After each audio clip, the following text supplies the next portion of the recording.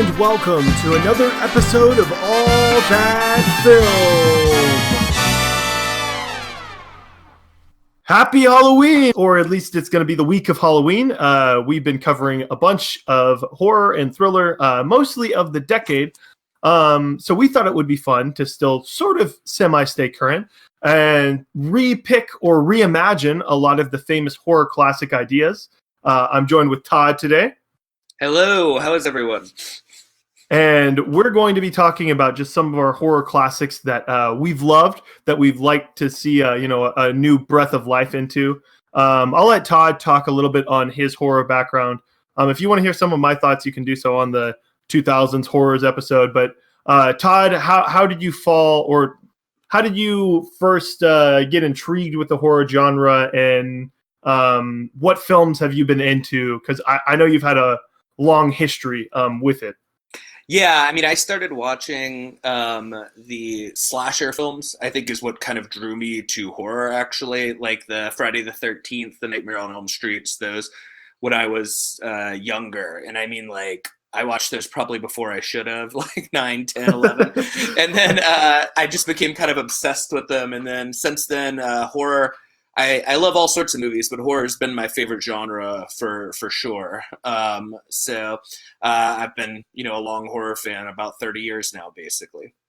So. Very nice. And famously, I believe it's the Todd cut for Halloween. What are the Halloween films to watch? Is it Halloween or Nightmare on Elm Street you brought up? I forget what it was, but you were like, you need to watch 1, 7, 10, and 3. Well, the funny thing was I brought it up for all of them because I'm obsessed with the horror sequels. So, but yeah, for Halloween, I suggest 1, 2, 6, 7, and 11 are the ones that I recommend. So there you go. So. Do you like the new Halloween installment?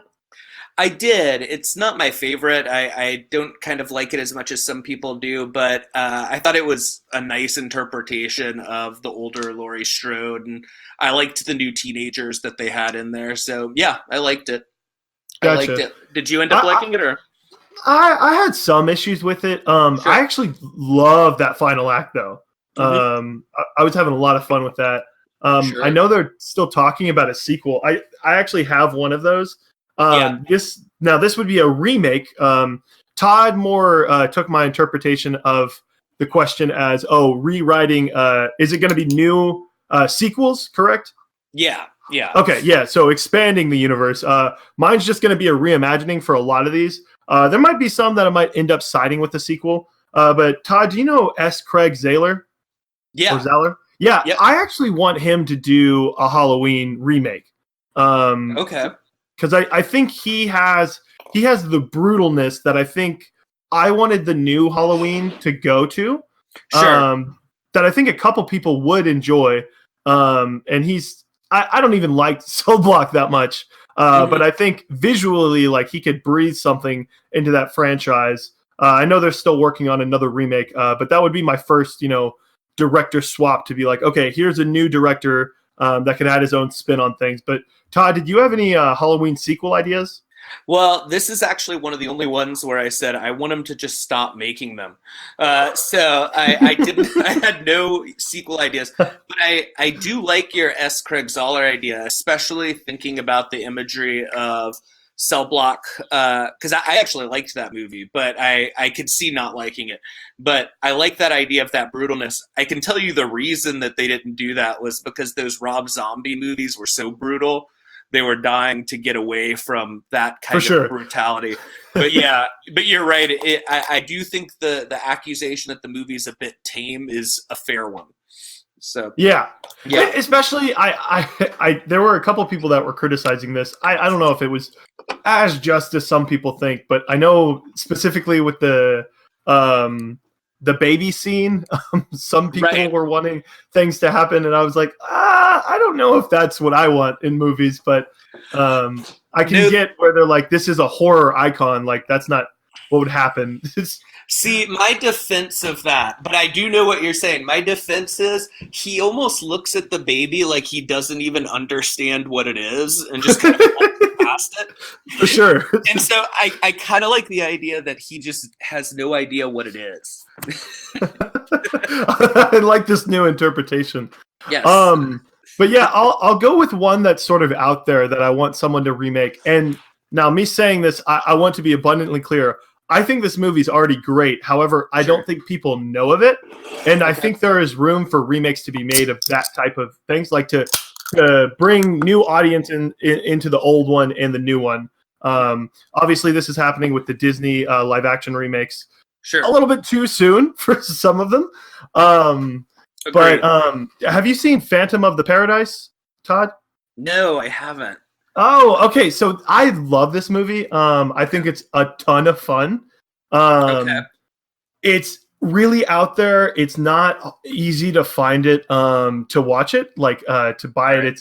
I think it's like $20 on Blu-ray, but you have to go to a special store. But anyway, I actually want Dexter Fletcher to go down that route after he did Rocket Man, just because I think, with the budget behind it, in the modern sense, like, he has such an eye for visuals that I think just in that you could make a really compelling film.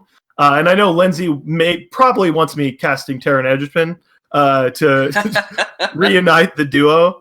But yeah, if you guys haven't seen Phantom of the Paradise, definitely check that out. But I think Dexter Fletcher could really do something masterful here. But Todd, what's one of your sequel ideas? For Friday the 13th is an area that I'm really excited about. It's one of my favorite film franchises, but I didn't really like the new reboot of it. But do you know who owns the rights to Friday the 13th right now? No. Do you need me to look that up? No, I do. It's LeBron James. What? Yes. LeBron James, this is true. LeBron James owns the rights to Friday the 13th and Space Jam, and he's going to be remaking both of those. And so I know this would just be my bizarre pitch to LeBron James would be, I'm listening. For the first time ever, Jason in the snow. I want Jason, like this giant macheted man with blood all over him, walking through ice and snow at like some sort of weird winter resort camp or something like that. So that's my first idea. But then I've got a crazy idea for who would direct it and just go in a completely different direction. Bong Joon-ho. Okay. Do you know who that is? Yeah, no. That's a really interesting pick. Okay, here's what I like about him. He can do these serious kind of like graphic, kind of gross movies, but still make them have this kind of hint of humor to them. For sure. In this kind of quirky way. And some of the best Jason sequels, Friday the 13th sequels, are the ones where they allow Jason to be like a little funny and they have a little bit of humor in there. And I think it'd be perfect. It's what I want. And Bong Joon-ho has done like a horror film, like the Host before. So I don't know. It's a bizarre out there idea, but that would be my idea. His sensibilities definitely would help with that. I actually had trouble. I was trying to do a Friday the 13th remake. And I'm glad you brought that up, because there were so many directors that I think could handle like the seriousness of certain parts that it needs. But I was like, no, Friday the 13th kind of needs to be goofy in certain parts. Because at first I was like, oh, well, like maybe Lynn Ramsey. And I was like, well, she's really talented, but I don't know if she like has shown the humor. And then I was bouncing like a bunch of different people. But yeah, no, I love I thought where you were going with that is you were going to say, okay, so we merge Friday the 13th and Space Jam. No, but and LeBron has to play doubles with Jason to save the world. I do have a crazy other Jason sequel idea. It's we've already done Jason versus Freddy. Okay. We've talked about you talked about Hellraiser. I think maybe like when we were off camera or before we started recording. And then, have you heard of Leprechaun? Yes, I have. Okay, so all three of these films have one of their films take place in space, and Okay. my idea is to have Space Jason have to fight Space Leprechaun and be forced to do it by Space Hellraiser Pinhead guy. That's my idea. The trio coming together. Yes. So yeah, I'm sure that wouldn't be confusing for anybody. No, it would be great. Everyone would love it. There would be no problem. Then I'm going to go with a similar remake idea. Okay. This is actually a director I wasn't too fond of with his latest project. But even then, I can recognize the immense talent he brings to the table. I think for Nightmare on Elm Street, I'd actually love, because I think that first one, it's close to being like a great horror movie and actually scary. I think if I watched it like Todd at like 8 years old, it definitely would have scared me a lot more. I watched it when I was like 20. Which is a lot different. Like, I understand, but I think Ari Aster could make a haunting, like really, really scary Nightmare on Elm Street. He could make so many like dream sequences where like it wouldn't just be Freddy scaring you. It would be like attacking each of the characters' like emotional core and finding like what is their like true fears. And I think he could explore something like that. I'm not sure who to cast, because it would be isn't Nightmare on Elm Street typically a teen audience? Yeah. Or teen cast. Yeah, I'm trying to think. Basically, in every one except for one, it's a teen cast. So yeah. Because I was always wondering, do you know why that is? Is it just because that's who it's something happened in high school, correct? It's been a while since I saw it. No, it's fine. That's why I'm here. I can. Yeah, of course. So the people who Freddy haunts are the Elm Street kids. They're the kids who he had treated badly when they were younger and had repressed the memories, and so now he haunts the children of the parents who had killed him. So that's why they're all teens throughout it. Gotcha. Interesting. Because I guess this would be erasing that lore then, so maybe I wouldn't do that. But with Aster, I think he can do character drama really well. So it would be interesting if he did that with an older couple or something where it's not just teens and I don't know. Teens are scared of different things than adults.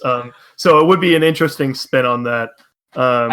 I don't think that would be a problem. The idea of him haunting other people, I think you could get away with that without the. I don't know. There's some diehard Nightmare fans. Oh yeah. Some people would get mad, but some people would get mad. But I didn't love Midsummer, but I love this idea though. I think it's actually a pretty great idea.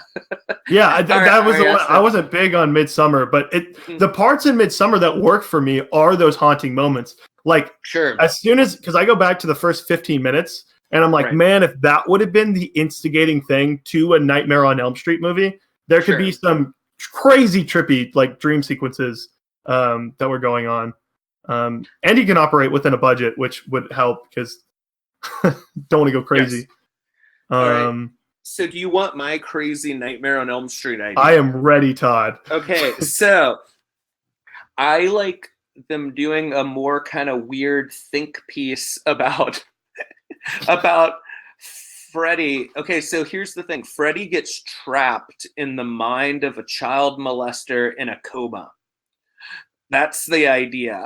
And he slowly gets worn down because he keeps trying to torture the guy, and eventually the guy just isn't tired and isn't scared anymore. And that wears him down, and he just becomes a sad, decrepit mess. But here's the idea. The director is Wes Anderson. Oh. Todd is going wild here. I love it. Or if he's not available, Taika Waititi. So I want it to be this. Yeah, I want it to be this weird kind of reflective piece, but that's just if they were to do another Nightmare on Elm Street movie, I would want to see something like that. Or something like you described, where he was in the minds of older people, like Freddy at a retirement home would be really interesting. Whoa, that's messed up. But I like it. It. Yeah. I like geriatric Nightmare on Elm Street. Oh, Danny Trejo could be in that. That would be great. That would be good. Maybe Betty White. There you go. Danny Trejo, Betty White. We already got it cast. Perfect. Of course, we're good. Yeah, and if it's Wes Anderson, I'm sure we can get Bill Murray. I like it. We're set. Yeah. But if you're talking about that, I sort of wanted to go like a serious route. I know I already mentioned Halloween. Circling back to that, doing like a character study. I actually think so I don't know the Halloween lore. I guess I don't know like the sequels. Are those still canon or no? I don't have to go into all of it, but there's 4 different timelines now in Halloween. Wow. Okay. Well, no, I was just wanting like a serious look into how that killer came to be. What's his name? Oh, Mike Myers. How he got to that point. And I think David Mackenzie, who's done Startup. I believe he did Hell or High Water. He did a Netflix movie. He's done a couple movies that I really like of this decade. I think he could actually do a deep exploration of the character of Mike Myers and what sort of came to be, whether that be an abusive father or terrible circumstances. I think there can be something behind that to get things started, and it can be more than just a fan servicey type of thing. That I assume if we ever got that, it would be very much that way. Because it would be him 9 years old, like holding the knife, being like, "Whoop, you know what's going to happen." Well, hope that doesn't happen. I love this idea because I love the director you attached to it. They kind of did this in the Rob Zombie movie, and it's really. It's almost exactly what you predicted. It's instead of just killing, his sister, which is the original lore, he has to kill like 4 different people, and like he's and he grows up to eventually he's like 6'8", which like Michael Myers was never that tall, and it's very like super dark, over the top. So I think your idea with somebody like, what's his name, David Mackenzie? David Mackenzie, yeah. You'd for sure have to wait a while though, just because. When did that Rob Zombie one come out? Like 2007, somewhere around that time period. Yeah. It'd be rough to go. Yeah, everyone's scared because of that. Because of that movie, everyone's scared to do a dark Halloween now. For sure, yeah. And then Todd, I had a question for you. Sure. Were you ever working on a Troll 2 sequel? I thought about it. And for me, I think it would have to be that trolls would have infiltrated the White House in some sort of way. I love this. And they try to spread like a vegan agenda across the country. And so that would be my idea. Would be I want that, and I would want someone like who's the guy who directed Scott Pilgrim versus the World? Oh, Edgar Wright. Edgar Wright. I would want someone like Edgar. Sorry, I would want somebody like Edgar Wright directing that. Yeah. Now, okay, I have an alternate pitch for the Troll 2, because here's what I was thinking. I was like, man, the trolls, they're a little formidable. It's hard to ignore their presence. So in my timeline, Planet of the Apes happens, the new installment. It sort of happens on the East Coast. I don't exactly where does Troll 2 take place? Where? Is that what you said? Yeah, where does? Oh, also, sorry, Planet of the Apes takes place on the West Coast. I believe Troll 2 is on the East Coast, or no? They make it seem that way, but I'm not completely sure. That's the vibe I get while I watch the movie. Yes. Anyway, what I want is slowly as the apes have taken over the West Coast and are making their way to the east for eastward expansion, they run into the trolls, and it's a Troll 3 versus Planet of the Apes, and you can call it like the Dawn of the Apes, Rise of the Trolls, or something along those lines. I think that's the movie we all want. Yes, I definitely want that movie in my life. Now that I didn't know I needed it until you said it. So, but now I do. Now I do. Yeah. Yeah. Oh man, but yeah, that was one where I was like, this would never. There's some that I pitched that it's like, oh, this could actually happen, like these ideas, and then I had that one, and I was like, nah, yeah, this is never. Right.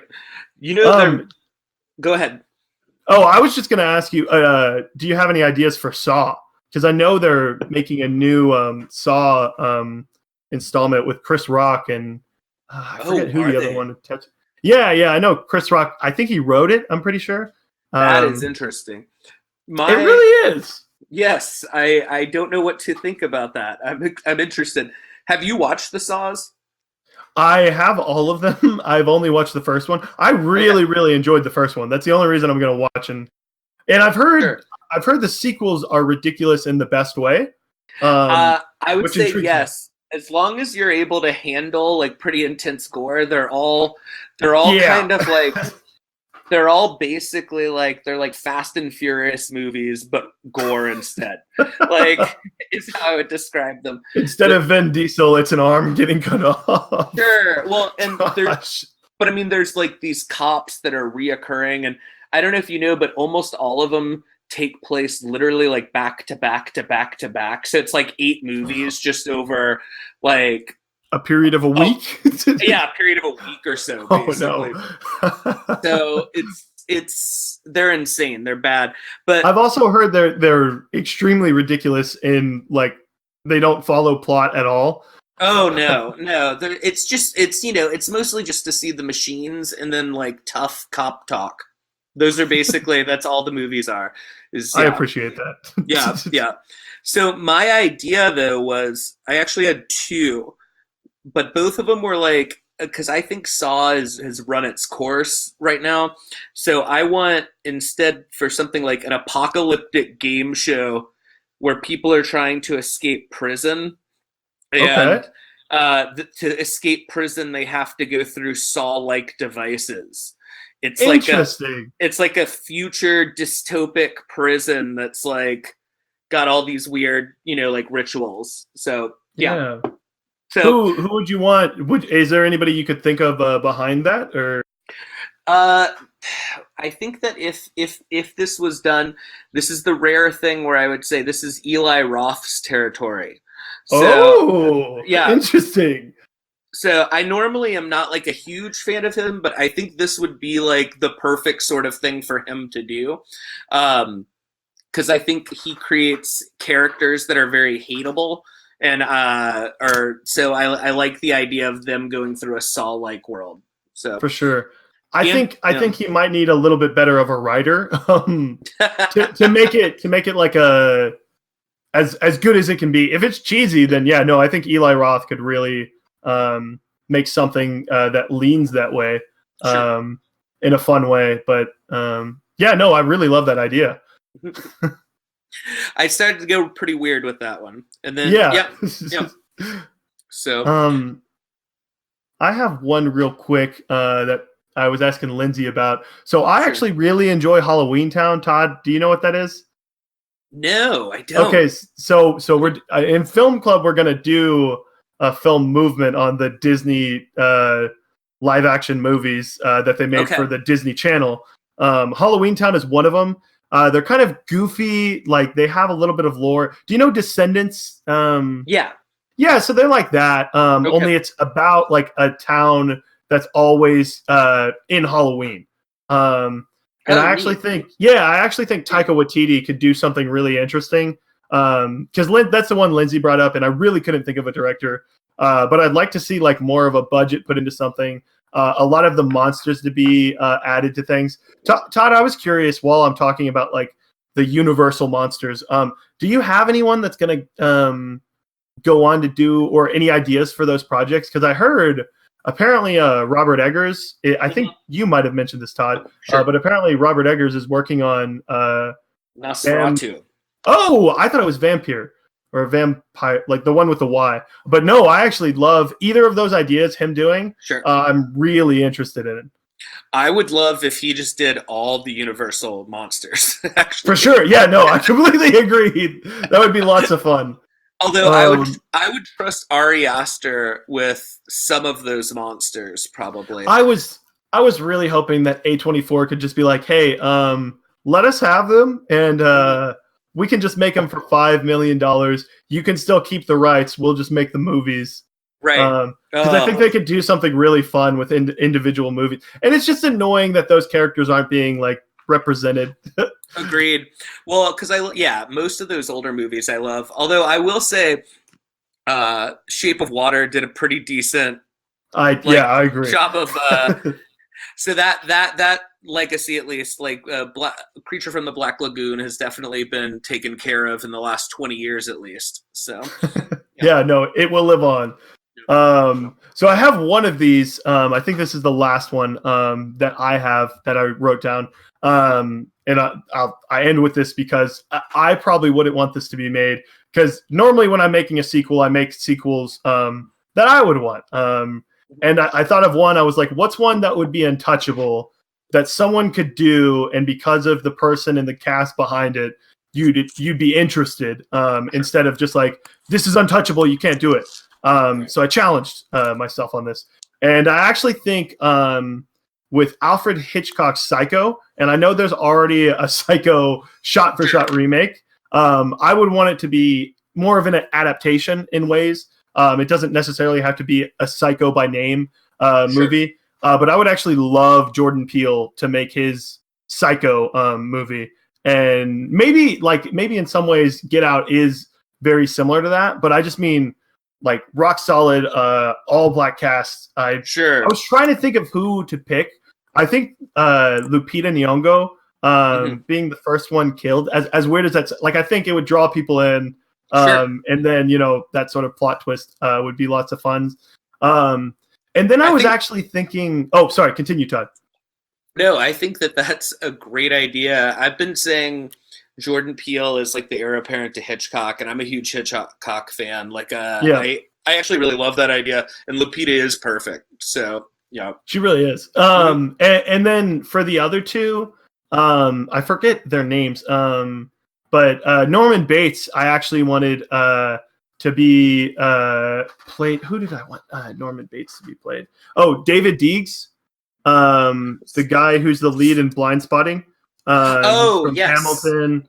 I think he's an incredible actor. He just hasn't been tasked with much yet. And I think Norman Bates could be played differently. I actually love Norman Bates in Psycho, but I just mean, if Jordan Peele was doing this, I don't think he'd think to himself, okay, time to make the same movie. He'd say, okay, well, let's make a little bit more complexity to this person. And then for the other couple that ends up showing up, I probably want Stefan James. You mentioned him, Todd. Never mind. You're the one that reminded me, like, oh, hey, this guy's a great actor. No, that's a great pick. That's a great pick. And then for the other one, I'd probably go, I believe it's Kiki Lang, whoever was the If Beale Street Could Talk lead. I know that's right. Maybe that's cheating, because I'm literally picking two stars that already were alongside each other. I think you're right, though. I have another alternative suggestion for the Norman Bates as well. Do you know who Kelvin Harrison Jr. is? He's in the movie Loose. Have you heard of that movie this year? I have not. I haven't seen Loose. I recommend Loose to people. It's Luce. Oh, yes. No, I do know the film you're talking about. Sorry. Okay. For whatever reason, I know this is silly, but I thought it was Luce the whole time. Oh, no. But yeah, continue. No, but anyway, he plays this he does this perfect job in this movie Loose, which I think is one of the best films this year. It's in my top 10 right now. and he is this character that's right on the edge where you're constantly trying to figure out if you like him or not, and he has this charm and creep about him at the same time. And I think he would be perfect if you went in the more traditional direction. Even though I like your idea, I just like the idea. I love this pick. So yeah, that would be my idea. This guy's the lead and It Comes at Night, correct?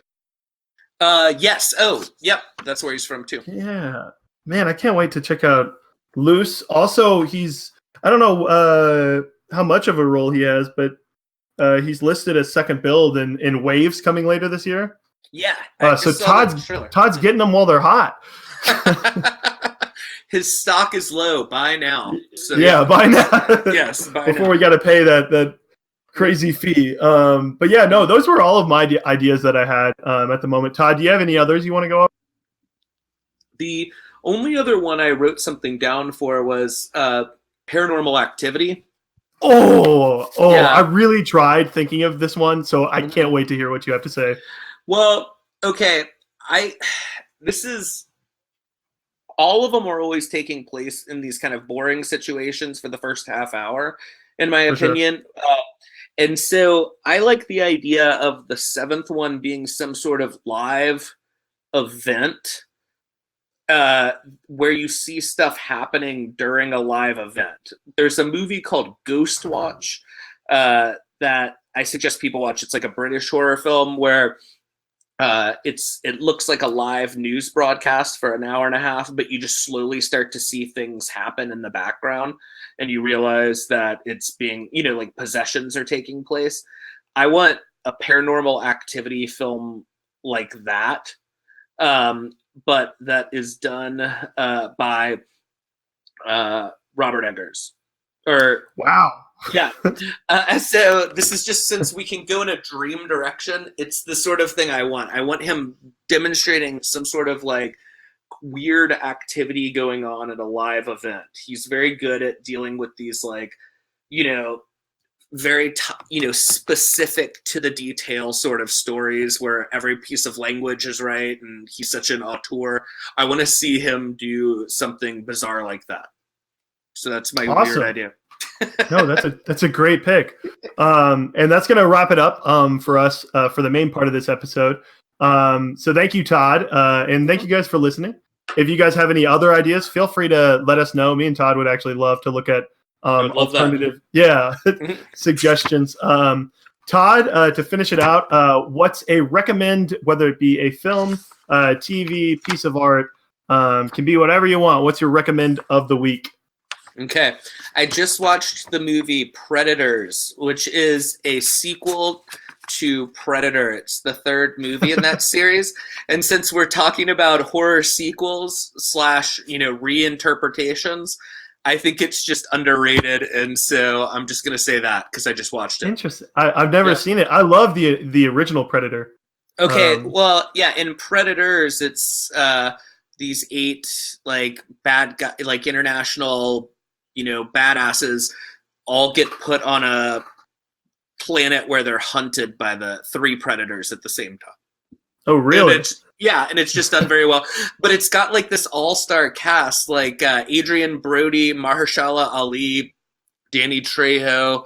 It's just got a bunch of people in it. Walter Goggins is in it. It's just a bizarrely like stacked movie and cast, and it's just ridiculous and funny, and I liked it. So interesting. Awesome. I thought with all this Eggers talk you were going to bring up The Lighthouse. Oh, well, I do like The Lighthouse. Which Todd does love. Yeah. I do. Also The Lighthouse. Also but yeah, my recommend for the week is actually going to be a weird one. While like it has led to me losing a little bit of sleep, but in fairness, like it's because I stayed up till 2 a.m. To pick up a family member. Sure. But I actually did Habitat for Humanity this weekend. And basically what that is you build houses in underprivileged areas. It's a really fun volunteer event.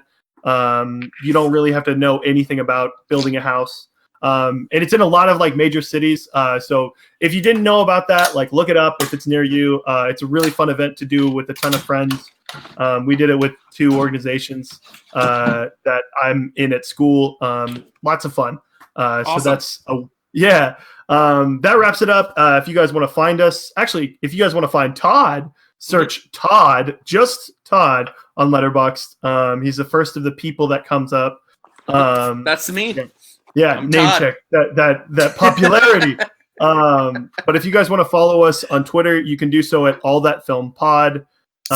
If you guys want to email us, you can do so at allthatfilm1@gmail.com. If you guys want to see our website with all our picks for the Decade in Review tourney, you can do so at allthatfilmpodcast.wordpress.com. And if you guys want to join our Discord, just reach us on any of those platforms. Thanks, guys. Bye.